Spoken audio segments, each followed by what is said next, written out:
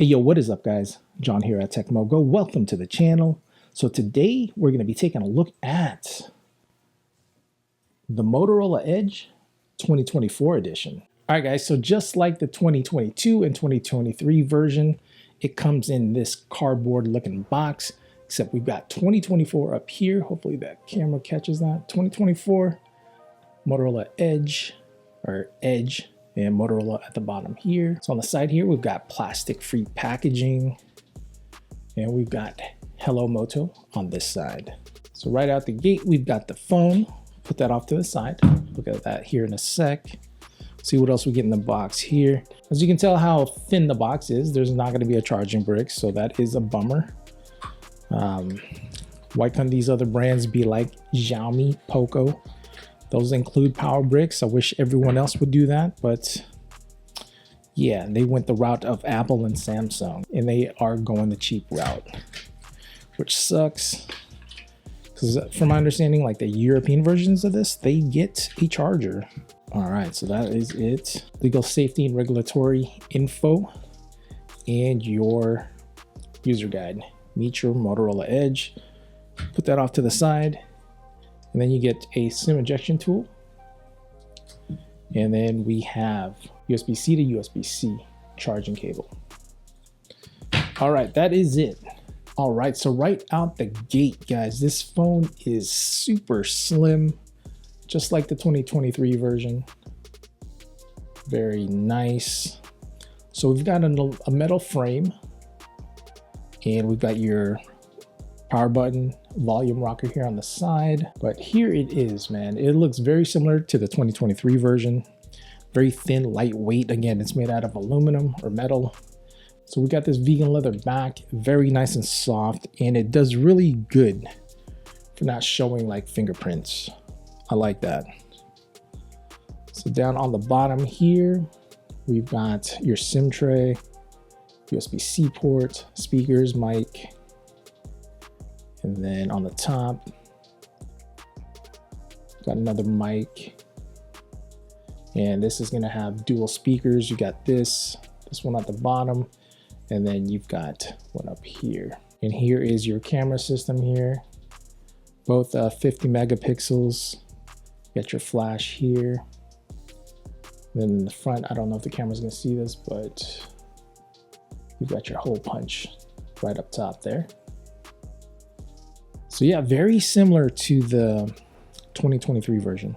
All right, so let's turn this on. Super nice screen. Got Hello Moto, powered by Android. So guys, this is a 6.6-inch screen, POLED. So before we get started with the setup, let's just go over some of the specs real quick. So this is a 6.6-inch POLED screen, and it's got 144 hertz refresh rate, so it's gonna be super buttery smooth. And we've got 8 gigs of RAM and 256 gigs of storage on this unit. And as far as the chipset goes, this has the Snapdragon 7S Gen 2. So not the strongest, but it should be faster than last year's model. All right, guys, let me set this up and I will be right back. All right, guys, so I've got the phone set up, and I must say, this screen is crispy. Once again, it is a 6.6-inch POLED display with up to 144 hertz refresh rate, and it's got a brightness of 1300 nits, and it is protected by Gorilla Glass 3. Even though it is a 6.6-inch phone, it doesn't feel like that. You can easily operate it with one hand because it's nice and narrow because of these rounded edges. The thing to think about though, because of the rounded edges, is that you might get some phantom touches when handling the phone because there really isn't no bezel around it. As you can see, it's like super thin. All right, let's test out the scrolling real quick. Again, this has 144 hertz as far as the refresh rate goes, and it is super smooth, guys. Super buttery smooth. Very, very nice. And as far as opening apps and things like that, and again, this has the Snapdragon 7S Gen 2. Not the fastest, but it's plenty strong enough to get the job done as far as playing the latest games and things like that. You might not be able to play it at its highest graphic settings, but medium settings should be fine. I was playing some Star Wars Hunters here, and it plays the game nice and smooth. And as far as battery life goes, this has a 5,000 milliamp battery, which should be enough to last you a day or so using it moderately. Once again, this thing has 68 watt fast charging. Again, this has great build quality, something the 22 version was missing. Again, this is IP68 dust and water resistance, so if you drop this in a puddle, no problems. It can be submerged up to 30 minutes, up to 3 meters, I believe. This is something that I won't mind taking out and about with me because I know it's built pretty rugged. All right, in the back here, this is the camera system. We've got a dual camera system. We've got the flash there. Main camera is 50 megapixels. And then we've got a 13 megapixel ultra wide.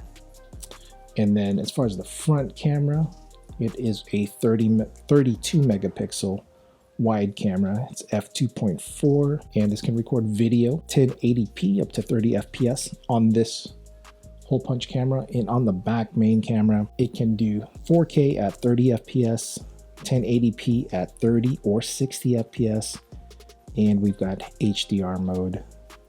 And that main camera is also optical image stabilized. So you're gonna get nice, crispy, smooth video. As far as the pricing goes on this, guys, the normal price on this one is $549, which I think is pretty steep considering at that price point, you've got a lot of competition.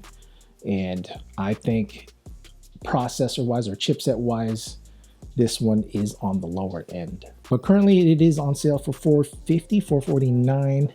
But I still think it's a little too much for what you get as far as chipset goes, because you're competing against like the Pixel 8, the Pixel 8a, the Samsung S23 FE, even the OnePlus 12R. They're all in that similar price range, and those phones have a much stronger chipset compared to this 2024 Edge.